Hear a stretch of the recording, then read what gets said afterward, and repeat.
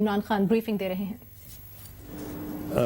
بڑی دیر سے ہم آپس میں ڈسکشنز کر رہے تھے۔ ہماری NCOC جو کہ ہر روز صبح ملتی ہے، وہ سب سے ہر قدم کے اوپر رائے لیتی ہے۔ وہ ڈاکٹرز میڈیکل اوپینین ساری دنیا سے جو ہمارے ڈاکٹرز جائزہ لے رہے ہیں اس کا، جو ڈاکٹرز ہمارے یہاں ڈاکٹر ظفر، ڈاکٹر فیصل، صوبوں کے اندر جو ڈاکٹرز صوبائی گورنمنٹ کو ایڈوائز کر رہے ہیں، ان سب سے ڈسکس کرتے ہیں۔ تو یہ ساری گفتگو کے بعد آج جو بڑی جس نتیجے پہ آیا وہ میں آپ کے سامنے رکھنا چاہتا ہوں۔ پہلے میں ایک چیز واضح کر دوں کہ پہلے دن کا مطلب کہ جیسے ہی ہمیں پتہ چلا کہ یہ کرونا وائرس پاکستان میں پھیلنا شروع ہوئی ہے، اور ابھی ہمارے پاس 26 کیسز آئے تھے، ہم نے نیشنل سیکیورٹی کمیٹی کی میٹنگ کی۔ ہم نے تب لاک ڈاؤن پاکستان کے اندر لگایا، اور وہ سٹیج تھی کہ ابھی کسی کو نہیں پتا تھا کہ پاکستان میں کیا ہوگا، کیا کیسز ہوں گے، کیا آگے حالات ہیں۔ 26 کیسز کے اوپر جب ہم نے لاک ڈاؤن کیا تو وہ ہم اپنے لوگوں سے ہم نے رائے لی اپنے ڈاکٹر سے کہ پاکستان کو کیا کرنا چاہیے۔ جو وہان پروونس جو شہر جو چائنا میں تھا، ادھر کیا ہو رہا تھا، اور اس کے بعد جب یورپ میں یہ جب پھیلنے شروع ہوئی وائرس، تو ادھر سے بھی ہم پوری دیکھ رہے تھے کہ دنیا میں کس طرح دنیا کیسے رسپونڈ کر رہی ہے۔ یہ جب وائرس پھیل رہی ہے تو دنیا کا کیا اس کے اوپر رویہ۔ تو تب میں آپ کو ایک چیز واضح کر دوں، جب ہم نے میٹنگ کی اور ہم نے آپس میں ڈسکشنز کی، میرے ذہن میں بہت کلیئر تھا کہ پاکستان کو کون سا راستہ لینا چاہیے۔ مجھے تب بھی جب لاک ڈاؤن شروع ہوئے، جو سب سے پہلے تو ہم نے چائنا میں دیکھا، بالکل لاک ڈاؤن کر دیا انہوں نے پورا شہر، لیکن جب یورپ میں بھی شروع ہوئے تو میں نے جب پہلی بھی آپ کے سامنے آیا، میں نے آپ کو کہا کہ پاکستان کے حالات مختلف ہیں۔ ہمارے حالات نہ چائنا کی طرح تھے، نہ ہمارے حالات یورپ کی، نہ امریکہ کی طرح تھے۔ ہمارے ملک کے اندر غربت ہے، 25% لوگ اس ملک میں غربت کی لکیر سے نیچے ہیں۔ اس کا مطلب 5 کروڑ لوگ ایسے ہیں ہمارے ملک میں جو کہ پوری طرح 2 وقت تک کھانا نہیں کھا سکتے۔ اور اس کے بعد جو ہم نے جب کیلکولیشنز کی تو 2.5 کروڑ پاکستان میں وہ ڈیلی ویجرز اور یہ جو جن کو ہر ہفتے تنخواہ ملتی تھی، وہ ایسے لوگ تھے جو اگر کماتے نہیں تھے تو ان کے گھر بھوکے جاتے تھے، وہ اپنے گھر والوں کو کھانا نہیں دے سکتے تھے۔ تو 2.5 کروڑ کا مطلب جب آپ اس کو ایک گھرانے کے اوپر لے کے جاتے ہیں، کمانے والا جب اپنے گھر جو اپنے خاندان کی ان کا دیکھ بھال کرتا ہے، تو وہ تقریباً 12 کروڑ سے 15 کروڑ لوگ تھے۔ تو جب میں نے پہلے دن سے میرے ذہن میں تھا کہ اگر میں لاک ڈاؤن لگاؤں گا اس طرح کا جس طرح کا لاک ڈاؤن وہان صوبے میں شہر میں لگایا گیا اور جس طرح یورپ میں تھے، تو ان لوگوں کا کیا بنے گا۔ اور یہ انفارمل اکانومی ہوتی ہے، یعنی ان کے پاس یہ رجسٹرڈ نہیں ہے۔ یہ وہ ورکرز ہیں جس طرح جو تقریباً 20% ہمارے لیبر ہے جو رجسٹرڈ ہے، یہ رجسٹرڈ نہیں تھا۔ تو لہٰذا ہم نے تب سے میرے میں یہ سوچ تھی کہ ہاں لاک ڈاؤن کیوں لگانا ہے۔ لاک ڈاؤن کا مطلب کہ اتنی تیزی سے یہ پھیلتی ہے یہ وائرس کہ جب آپ لوگوں کو بند کر دیتے ہیں اور لوگ مکس نہیں کرتے تو جو وائرس ہے وہ اس کا پھیلاؤ کم ہو جاتا ہے، وہ سلو ہو جاتی ہے۔ یہ سمجھنے والی بات ہے۔ لاک ڈاؤن ایک وائرس کا یہ علاج نہیں ہے، یہ صرف ایک وائرس جو تیزی سے جب لوگ جمع ہوتے ہیں پھیلتی ہے۔ تو جب آپ لاک ڈاؤن یا سوشل ڈسٹینسنگ کرتے ہیں تو اس کو سلو ڈاؤن کر دیتے ہیں, اس کا پھیلاؤ آہستہ ہو جاتا ہے. اور پہلے دن سے ہمیں یہ تھا کہ ہم نے اس کو اس طرح آہستہ کرنا ہے کہ ہمارے جو ڈاکٹرز اور جو ہمارے ہیلتھ ورکرز ہیں ہاسپٹلز میں, ان کے اوپر زیادہ بوجھ نہ پڑ جائے. آپ نے دیکھا کم ہو تاکہ ہاسپٹلز پہ لوڈ نہ ہو.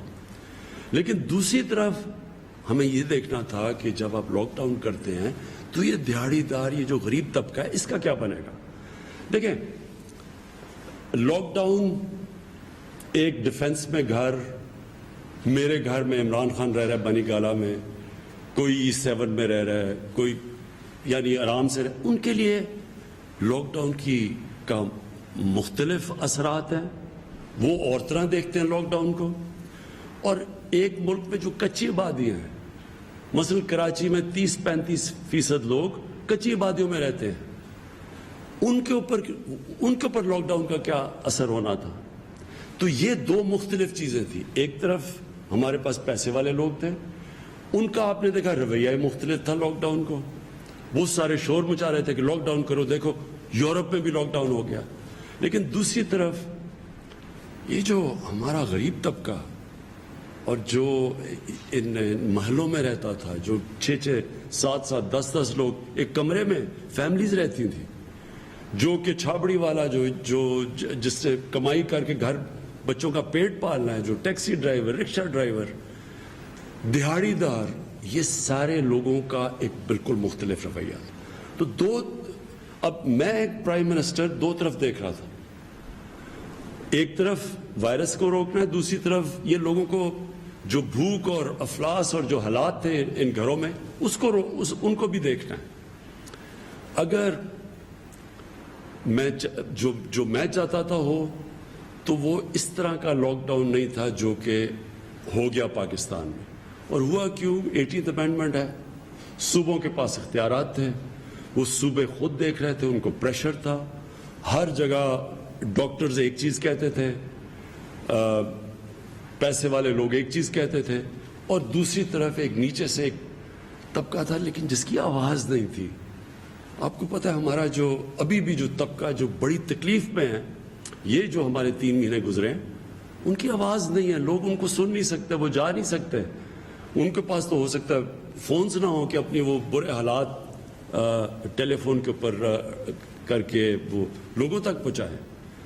تو بدقسمتی سے جس طرح کا لاک ڈاؤن ہوا, وہ میرے خیال میں اس نے بڑی تکلیف پہنچائی ہمارے نچلے طبقے کو. میں پھر سے کہتا ہوں کہ اگر میں پیچھے دیکھوں تو ہاں, ہم نے یونیورسٹی, اسکولز, بڑی کانگریگیشنز, شادی ہال, جدھر لوگ جمع ہوتے ہیں بڑے بڑے, ان کو تو ہم بند کر دیتے. لیکن میں کاروبار نہ روکتا, کاروبار, کنسٹرکشن, اس کو میں کبھی نہ روکتا. اور اس کی وجہ سمپل یہ ہے کہ ہم نے یہ بیلنس کرنا تھا. کیونکہ جو کرونا ہے یہ بھی آپ نے سمجھنا ہے. یہ کرونا جو ہے, یہ جو وائرس آئی ہے, یہ جانے نہیں لگی. جب تک کہ ویکسین نہیں نکلے گی یہ کرونا وائرس, تو اس کے ساتھ ہمیں گزارا کرنا ہے. یہ ساری دنیا اس نتیجے پہ پہنچ چکی ہے. آج امریکہ جیسی جگہ جدھر 1 لاکھ لوگ مر چکے ہیں کرونا سے, 1 لاکھ لوگ, انہوں نے بھی فیصلہ کیا ہے کہ اگر, اور دنیا کا امیر ترین ملک وہ بھی جب فیصلہ کر بیٹھا ہے کہ اگر لاک ڈاؤن کریں گے تو ان کی بھی معیشت بالکل بیٹھ جائے گی. حالانکہ ان کے پاس, انہوں نے $3,000 ارب خرچ فیصلہ کیا دینے کے لیے, کرونا کے اثرات کو کاؤنٹر کرنے کے لیے, اکانومی کو سٹیمولیٹ کرنے کے لیے. $3,000 ارب, امیر ترین دنیا کا ملک ہے. ہم اب تک جس طرح آپ کو پتا ہے $8 ارب دے چکے ہیں, اور کوشش کر رہے ہیں کہ اور مدد کریں لوگوں کی جن کو یہ نقصان پہنچا لاک ڈاؤن کا. تو اس امیر ترین ملکوں نے بھی فیصلہ کر دیا کہ لاک ڈاؤن کھولنے کا, کیونکہ سب اس نتیجے پہ آ گئے ہیں کہ یہ وائرس تو جانے نہیں لگی. اور جب بھی ہم اگر لوگوں کو بند بھی کر دیں, جب آپ کھولیں گے تو کوئی گارنٹی نہیں ہے کہ پھر سے پھیل جائے گی, کیونکہ وائرس تو ادھر کی ادھر ہے.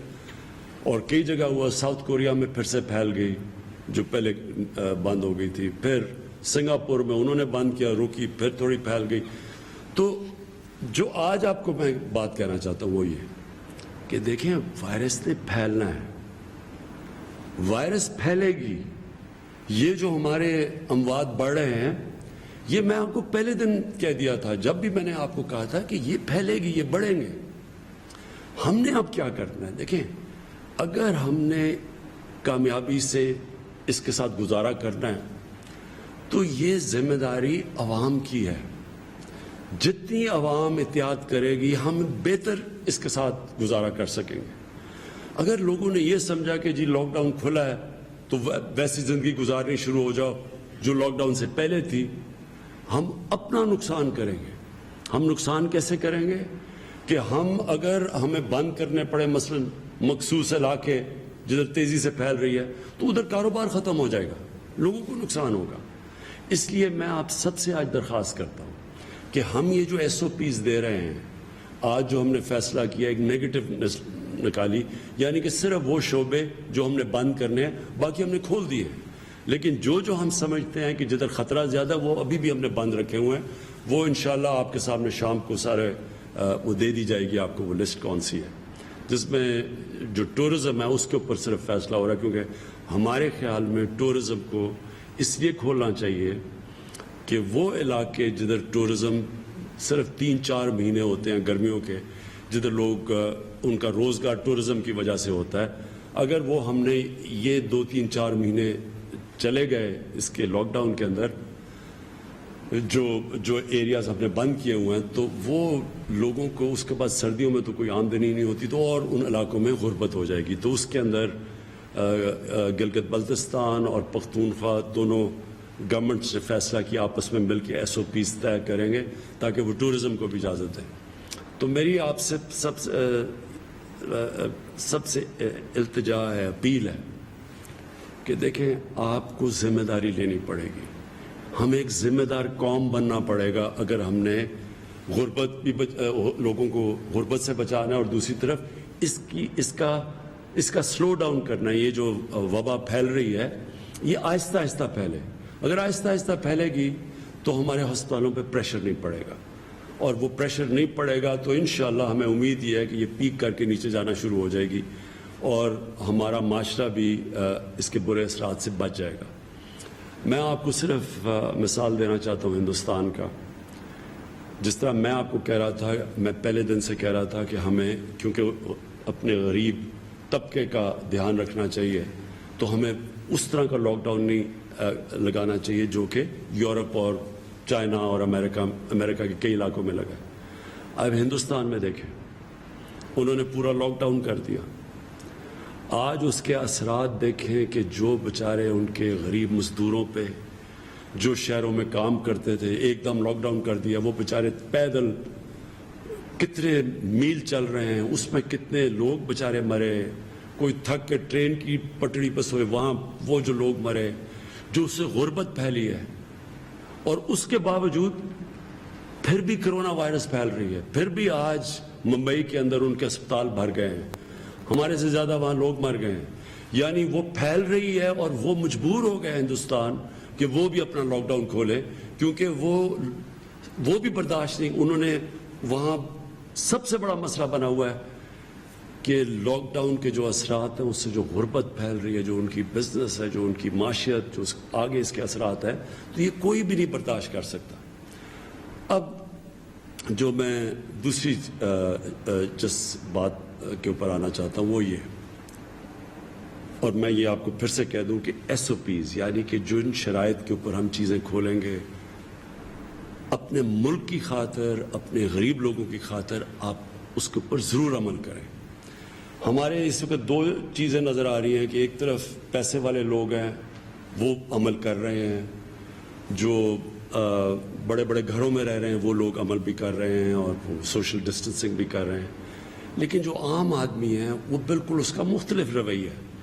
تو میں نے اپنے ہم نے یہ جو رضاکار جو ہم نے ٹائیگرز کی پوری فورس بنائی ہے 10 لاکھ کی، میں آج آپ کو کہہ رہا ہوں، اور انشاءاللہ آپ کے پاس ہم پورے ایک پروگرام بھی لے کے آئیں گے کہ کیسے آپ نے لوگوں کے اندر یہ جانا ہے اور ان کو شعور دینا ہے کہ کس طرح اب ہم نے گزارا کرنا ہے اس کے ساتھ.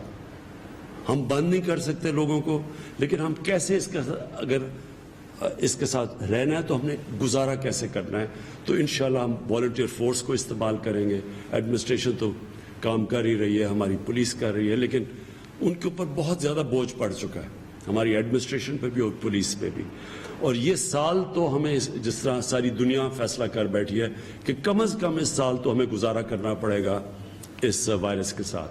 تو اس وائرس کے ساتھ جب گزارا کرنا ہے تو ایس او پیز کے اوپر چلیں گے, اور انشاءاللہ ہماری پوری والنٹیئر فورس, اور اس کو اور بھی بڑا کریں گے کہ یہ جا کے لوگوں کے اندر شعور پیدا کرے کہ کیسے کیا کیا آپ نے کن چیزوں پہ عمل کرنا ہے اور کیسے ہم اس کا پھیلاؤ روک سکتے ہیں, آہستہ کر سکتے ہیں.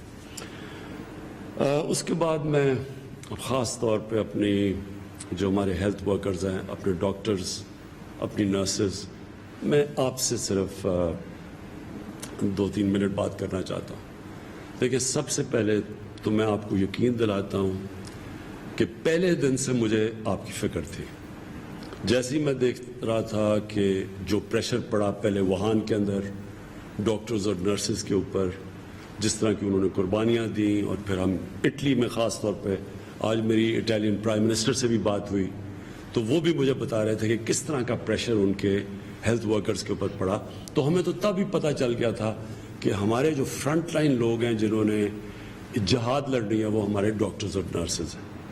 اور مجھے یہ بھی پتہ ہے کہ ہمارے ڈاکٹرز میں یہ پوری وہ بڑے ان کو جب ہم کہتے ہیں کہ لاک ڈاؤن کو ہم کم کرنے لگے ہیں تو ان کو ایک خدشہ ہوتا ہے, کیونکہ وہ سمجھتے ہیں ان کے اوپر اور پریشر پڑے گا. تو میں آپ کو پہلے تو یہ کہنا چاہتا ہوں, ہم سب کو احساس ہے. ہم آج بھی جو میٹنگ کی ہے, ہم نے جو NCC کی بھی میٹنگ, اور اس سے پہلے بھی ہم جو میٹنگز کرتے رہے ہیں, ہم ہمیشہ سوچتے ہیں کہ ہم اپنے ڈاکٹرز اور نرسز کی کیسے مدد کر سکتے ہیں. ہمیں پتہ ہے آپ کے اوپر پریشر ہے, لیکن میں پھر سے آپ کو کہوں گا کہ آپ کو یہ بھی دیکھنا ہے کہ یہاں اس وقت ہمارا مسئلہ ہے. ہمارے اس وقت 13 سے 15 کروڑ لوگ متاثر ہوئے اس سے, جن کے حالات برے ہیں. ہم نے ایک دفعہ تو پیسے دے دیے ان کو ابھی بھی اور انشاءاللہ کوشش کر رہے ہیں دینے کے کہ اپنا نچلے طبقے کو پیسہ پہنچے. لیکن حکومت کے پاس اتنے ہمارے حالات ایسے نہیں کہ ہم ان کو پیسے کھلاتے رہیں, کتنے پیسے اور دیتے رہیں. اور دوسری چیز میں صرف آپ کو یہ کہنا چاہتا ہوں کہ جو لاک ڈاؤن کی وجہ سے ہماری جو اکانومی کے اوپر اثر پڑا ہے, ہماری جو ٹیکس کلیکشن ہے, یعنی جو ہم نے پیسہ اکٹھا کرنا ہے جس سے ملک چلانا ہے, وہ 30% کم ہو چکی ہے. ہماری ایکسپورٹس گر گئی ہیں. ہمیں آگے خدشہ کہ ہماری جو ریمیٹنسز ہیں جس کے اوپر ہم اپنا خرچہ برداشت کرتے ہیں وہ کم ہو گئی ہیں.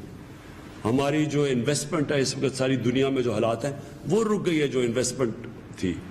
تو اس لیے ایک طرف ملک کا معاشی حالات پہلے ہی اچھے نہیں تھے, اس سے اور زیادہ متاثر ہے. دوسری طرف ایک غربت بڑھے گی اگر ہم نے یہ زیادہ تر لاک ڈاؤن کیا.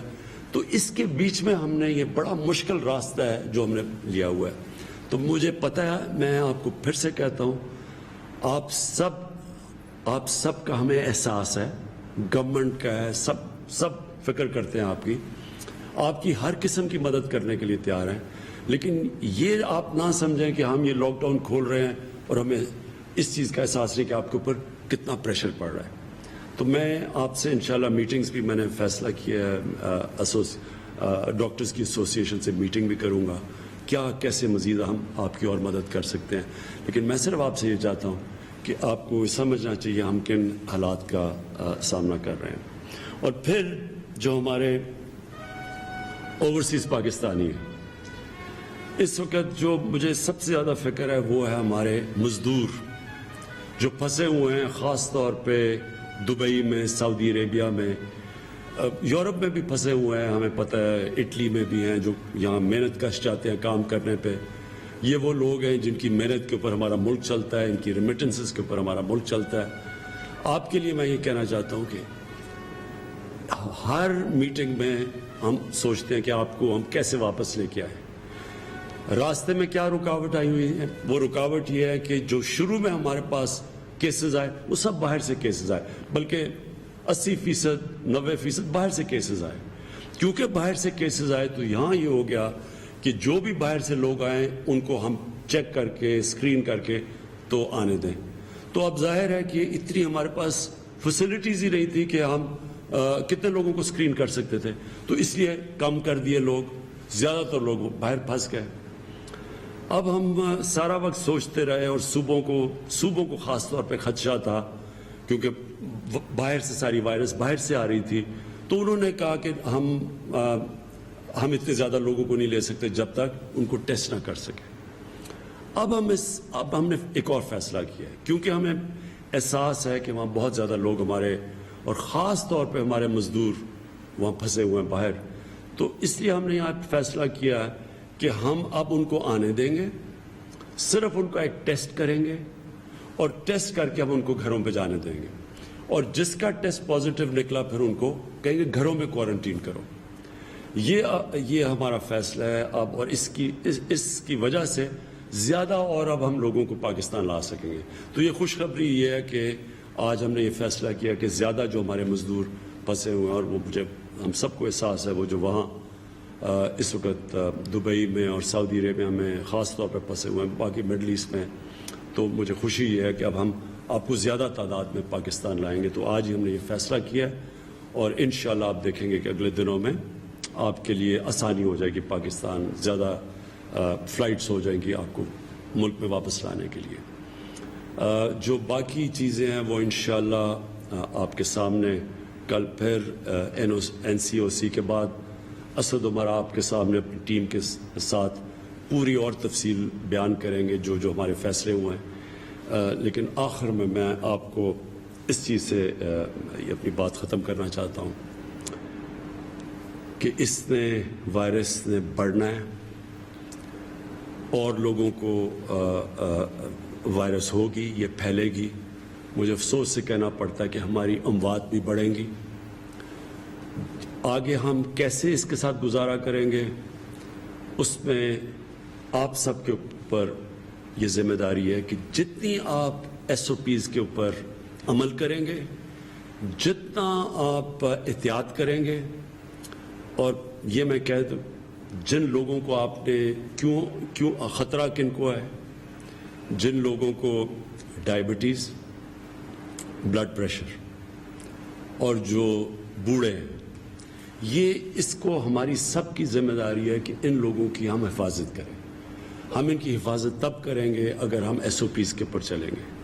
अगर हम SOPs के ऊपर चलेंगे, इंशाल्लाह हमारे अस्पतालों पे प्रेशर कम पड़ेगा।